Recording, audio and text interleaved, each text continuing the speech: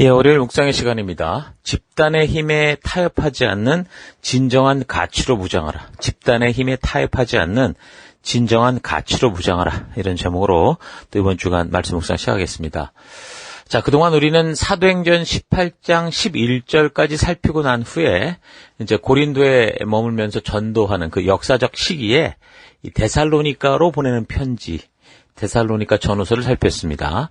자, 2차 전도 여행을 시작해서 고린도에 가기까지 이제 갈라디아 지역을 돌아보고, 그리고 이제 성령의 인도하심을 따라 다른 곳이 아니라 이제 그 유럽 지역, 마케도냐 지역이었던 빌립보로 들어가기 시작해서 데살로니가, 베레아, 아테네를 거쳐서 이제 고린도에 이제 도착해서 또 거기서 이제 예수님의 격려를 받으며 사역을 하죠.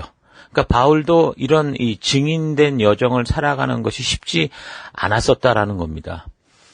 하나님의 격려, 하나님의 위로, 하나님의 함께 하신 그 확신이 필요했던 그런 여정이었다는 거죠. 그 18장 9절을 보면 어느 날 밤에 이제 환상 가운데 하나님께서, 우리 예수님께서 또 성령님께서 바울에게 말씀하시죠. 두려워하지 마라. 잠자코 있지 말고 끊임없이 말해라. 내가 너와 함께 있을 터인데 아무도 너에게 손을 대서 해하지 못할 거다. 이 도시에는 나의 백성이 많다.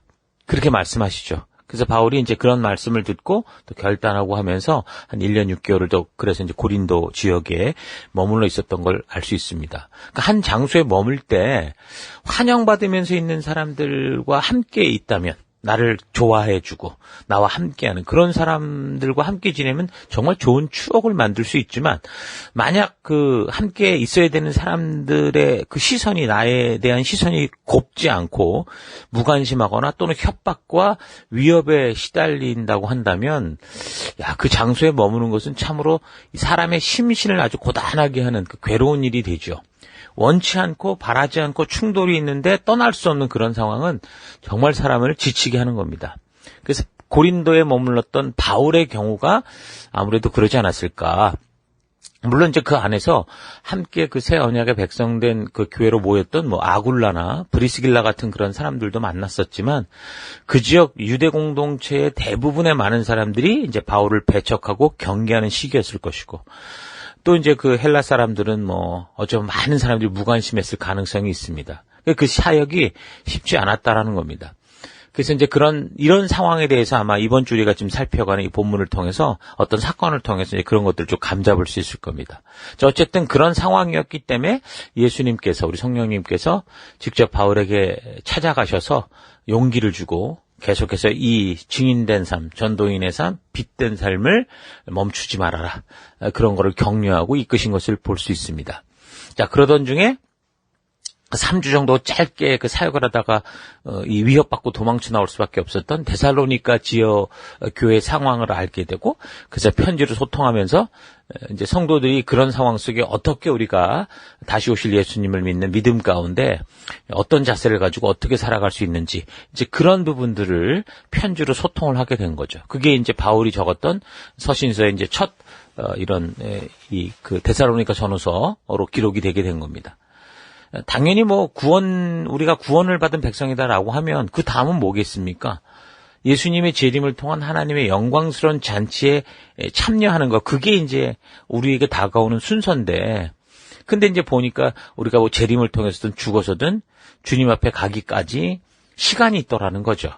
그래서 이제 그 시간 동안 우리가 이 땅에서 어떻게 성도로서 어떤 마음을 가지고 어떤 목적과 어떤 가치를 가지고 살아가는가, 이게 굉장히 중요한데, 이제 그런 문제들이 데살로니가에 있는 교회 성도들에게 이제 발생한 거. 그래서 바울이 편지를 통해서 성도들의 그런 마음 태도와 성도로서의 이 삶의 자세를 이렇게 얘기하면서 이제 결국 이제 그런 얘기를 통해 오늘 이 시대를 살아가는 우리도 이 말씀을 통해 그래서 성도로서 우리가 재림의 신앙을 가지고 어떻게 살아가야 되는가, 어떤 태도로 하루하루를 돼야 되는가, 이런 지혜를 배울 수 있었던 겁니다. 자, 그래서 계속해서 이제 사도행전 18장으로 돌아와서 고린도에서 있었던 그 사역, 아직 좀 더 이제 그 있었던 일들이 있었으니까 살펴보면, 성경적으로 역사를 우리가 살필 때 보통 이미 얘기를 했는데 데살로니가 전서 전에 갈라디아서가 기록됐다고 보는 경우도 있고, 또는 이제 데살로니가서를 살피고 그 후에 이제 갈라디아서를 다루면서 갈라디아서가 이제 고린도에서 기록된 것처럼 보는 사람들도 있습니다.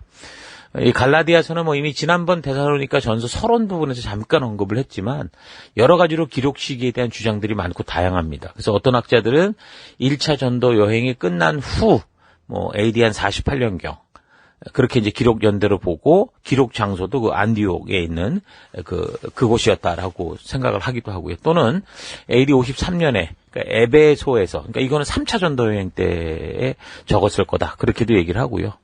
또는 뭐 AD 56년 3차 전도 여행 때 이제 고린도의 문제가 발생해서 여기 살피겠지만 이제 다음 주부터 그거를 처리하는 과정 가운데 이제 그렇게 이제 갈라디아 쪽에서도 같은 문제들이 오면서 그렇게 적혀졌다. 그렇게 얘기도 합니다. 그리고 이제 극단적인 주장을 내세우는 비평학자들 같은 경우는 갈라디아서가 기록된 것은 바울이 로마에 구금됐을 때다. 뭐 그렇게도 얘기를 합니다. 근데 우리가 이제 이런 것들을 좀 어떻게 보면 뭐 그런 게 중요하냐라고 말할지 모르지만 이 서신서들을 좀 잘 이해하려면 그 보낸 사람과 그 시대가 언제인지 그 어떤 상황이었는지 이 역사적 연관성과 상황들을 잘 이해할 수 있어야지 그 편지의 내용을 바르게 이해할 수 있습니다. 그래서 그 편지가 언제 어디서 누가 누구에게 왜 적었는지를 이렇게 파악하는 거 이거는 성경의 서신서를 바르게 파악하는 굉장히 중요한 요소죠. 근데 이제 여기 갈라디아서 같은 경우 그 전하고자 하는 그 근본적인 내용, 그 가치나 또 기독교 교리 자체에 볼 때 그 가치나 이런 전하려는 게 어떤 그 시기적인 문제 때문에 큰 영향을 미치는 건 아니기 때문에 자, 우리는 이제 그래서 보다 가능성 있는 연대기적 성경의 기록 순서를 미루어 짐작해 볼 때 좀 더 타당성 있어 보이는 게 3차 전도 여행 중에 에베소에 머물 때쯤이다 이렇게 보거든요. 그 시기쯤에 맞춰서 우리가 살펴가도록 하겠습니다. 자, 그래서 계속해서 사도행전을 살펴가면 18장 12절 갈리오가 아가야 총독되었을 때에 유대인들이 일제히 일어나 바울을 대적하여 법정으로 데리고 가서 말하되 이 사람이 율법을 어기면서 하나님을 경외하라고 사람들을 권한다 하거늘.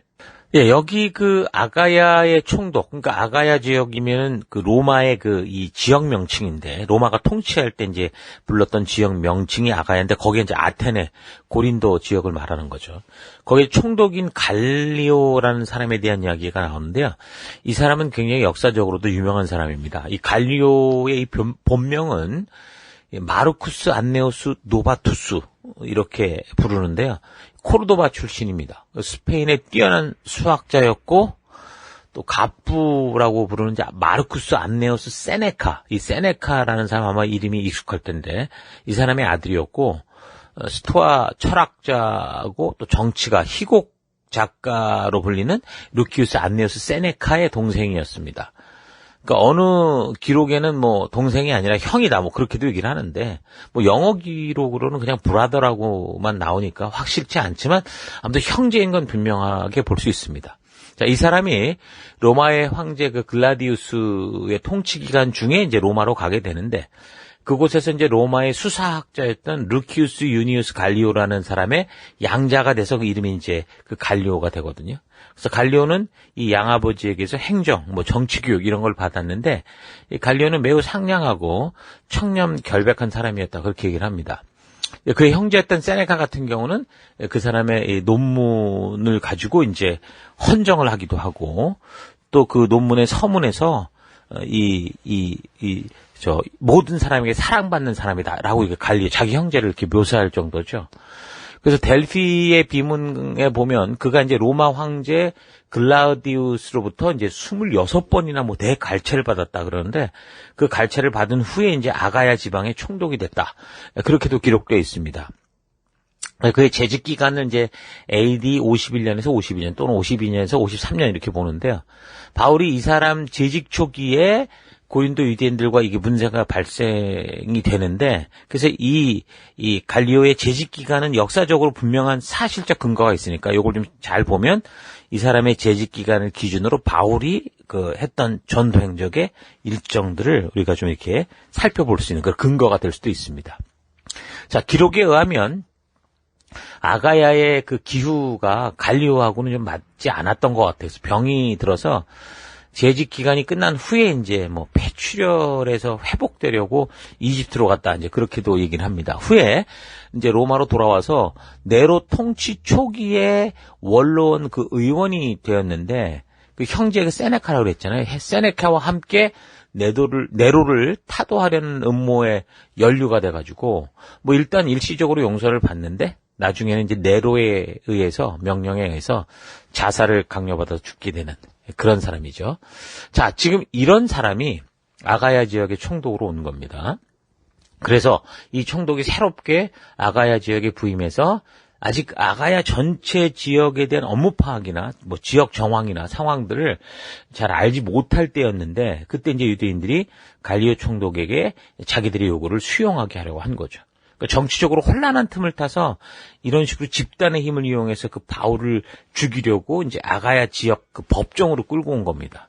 예수님을 죽인 이 빌라도에게서 보듯이 한 지역에서 그 통치하는 곳에서 소요 사태가 벌어지게 되면 그 지역을 통치하는 통치자, 그러니까 총독들 같은 경우는 아주 정치적으로 치명적 타격을 입게 되니까 자꾸 그런 일을 없애려고 무마하려고 하죠.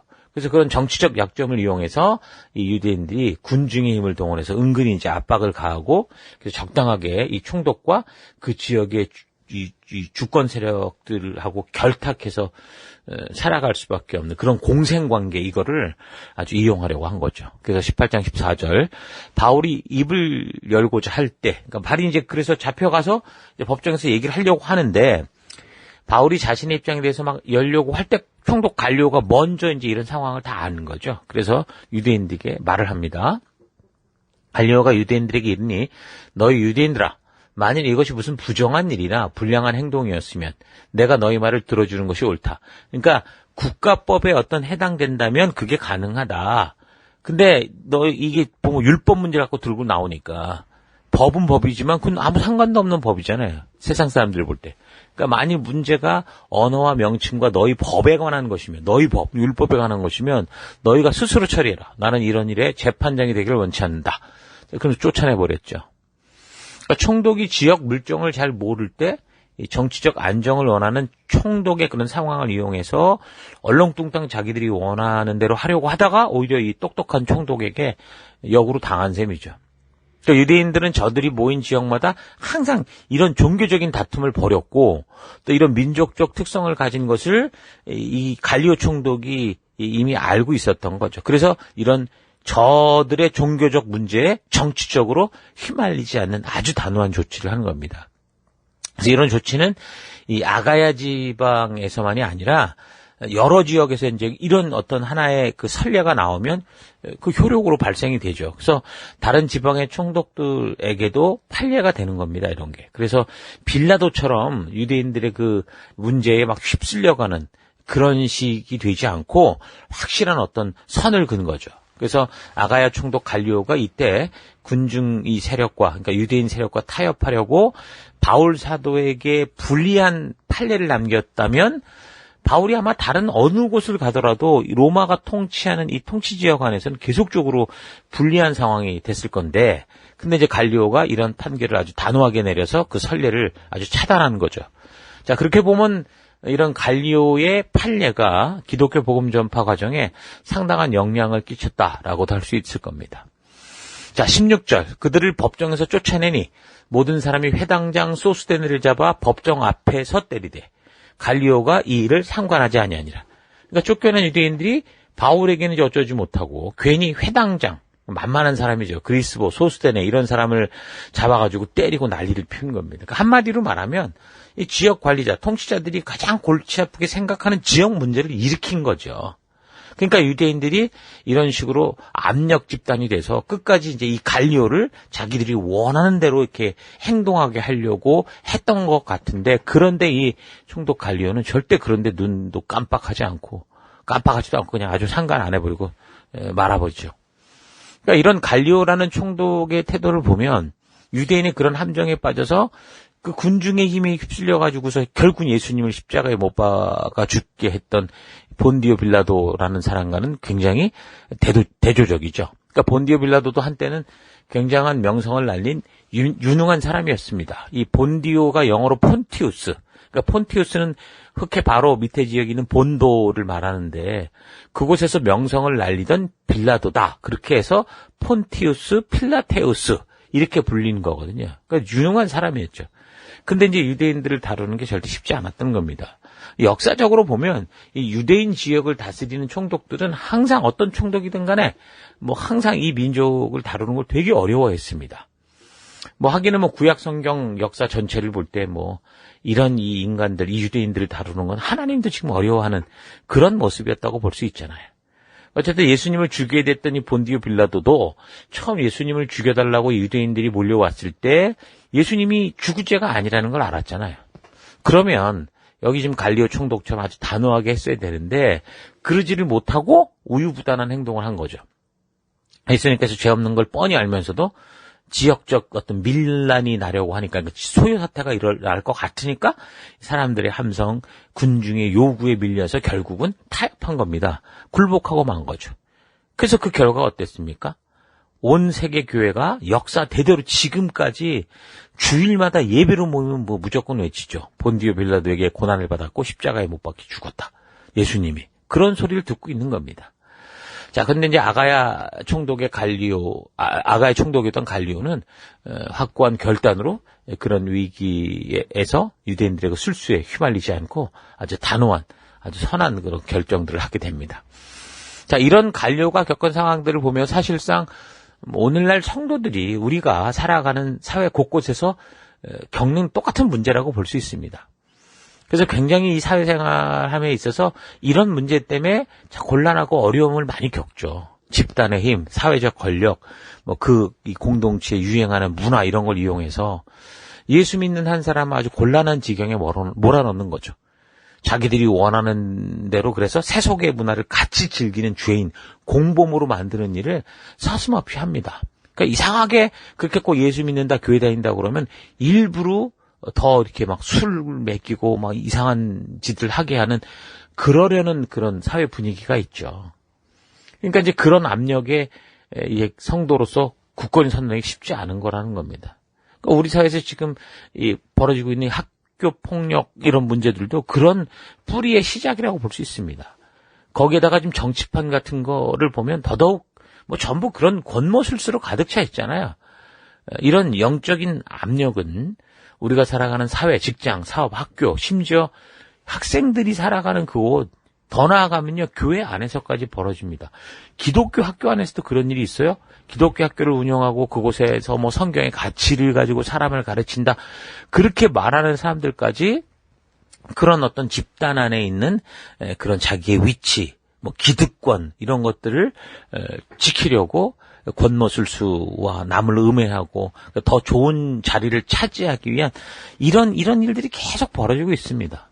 그러니까 많은 성도들이 지금 이런 현장, 갈리오가 겪었던 이런 같은 집단의 힘, 집단의 요구에 협박당하는 그런 현장을 살아가고 있는데, 우리는 이런 갈리오의 행동과 이 결단을 통해서 집단의 협박, 분위기의 압력 이런 데 밀려서 말씀의 가치까지 집어던지고 그런 세력이 함께 동조하고 휩쓸리는 그런 게 아니라 오직 주의 말씀의 가치가 삶의 기준이 돼서 비록 거짓말하고 권모술수를 행하는 사람들 때문에 1등에서 2등으로 밀리기도 하고 바르고 정직하게 살았는데 손해를 보게 된다고 해도 쉽고 빠른 세상의 길, 그들의 협박과 타협하고 적당히 즐기는 길을 택하는 게 아니라 바른 말씀의 길을 선택하는 우리가 되기를 바랍니다. 우리는 이 땅에서 하나님 나라의 가치를 따라 살아가는 거룩하게 구별된, 이 세상에서 구별된 옛사람이 죽고 하나님의 나라의 새로운 백성으로 태어난 열방의 제사장이다라는 사실 잊지 마시고,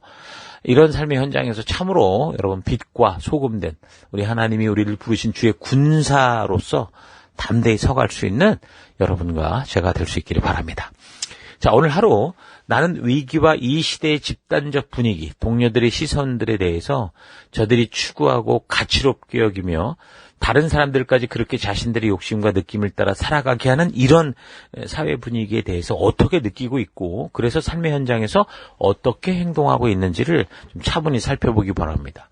우리가 예수를 믿고 이 세상을 살아가는 동안 그런 압박과 협박과 공갈과 거짓의 미끼들은 끊임없이 우리를 공격해 올 겁니다. 이 사탄이라는 존재가 마지막 심판의 날 무적행에 갇히기 전에는 이런 공격이 절대 멈추지 않을 거라는 거죠. 그래서 이 땅을 살아가는 동안 아무런 풍랑이 없는 좋은 날을 기다리고 산다는 것은 어리석은 행동입니다. 우리는 이 땅에서 살아가는 동안 말씀의 가치를 따라 살고자 투쟁해야 되고 목숨을 내어놓는 결단들을 해야만 이 세상에서 사명을 감당해 갈 수 있는 겁니다.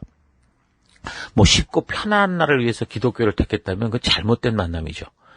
혹시나 내가 믿음의 길을 걸어감에 있어서 그런 쉽고 편안한 날들만 있다면 자기의 믿음을 좀 점검해 볼 필요가 있습니다. 그러니까 이 좁은 길을 걷는 게 아니라는 거죠. 그래서 그 믿음이 성경을 통해 하나님께서 말씀하시는 믿음인지 아니면 그저 내가 좋은 대로 믿고 내가 좋은 대로 판단하며 살아가는 믿음인지 분명하게 점검해야 됩니다.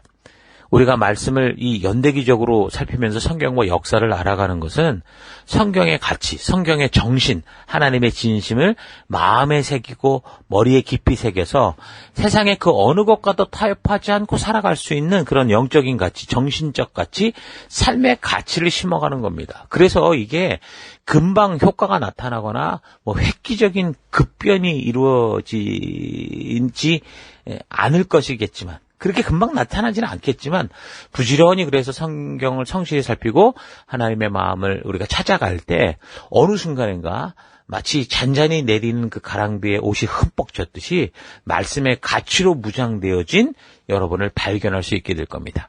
날마다 주의 말씀을 따라 결단하고 살아가는 우리가 되십시다. 다니엘처럼 뜻을 정해서 내가 살아갈 말씀의 길을 분명하고 확실하게 함으로 해서 어떤 상황과 환경이 돼도 결코 흔들리지 않는 거룩한 주의 백성이 되십시다. 사람이 이기에 흔들릴 수는 있겠죠. 그러나 결코 꺾이지 않는 말씀의 가치를 따라 살아가는 여러분 모두가 될 수 있기를 주의 이름으로 축원합니다. 자, 오늘 하루도 힘내십시오. 잠시 기도하겠습니다. 하나님, 우리로 하여금 생명의 길을 알려주셨는데 눈에 보이는 위협과 유혹에 흔들려 내가 원하는 길, 세상이 이끄는 길로 가서 사실 내 욕심대로 즐기며 살아온 것을 회개합니다. 다니엘처럼 뜻을 정하여 주의 말씀을 따라 살아가는 그런 결단이 있는 삶 되기 원합니다. 그래서 무엇보다 어떤 위기와 유혹이 와도 절대로 변치 않는 가치, 타협할 수 없는 가치, 우리 주님의 말씀을 부지런히 살피고 묵상하고 나누어서 우리 주님께서 우리에게 부탁하신 그 생명의 길을 걸어내는 내가 되기 원합니다. 하나님, 이 세상의 이 집단적인 힘에 우리가 휩쓸리지 않고 거룩하게 구별된 삶을 살기 위해 하나님 진정한 주의 말씀의 가치로 무장되어야 되는 이 귀한 하나님의 뜻을 잊지 않고 오늘 하루도 그 길을 걷는 내가 되기 원합니다. 함께 하심을 감사드리고 예수님 이름으로 기도했습니다. 아멘.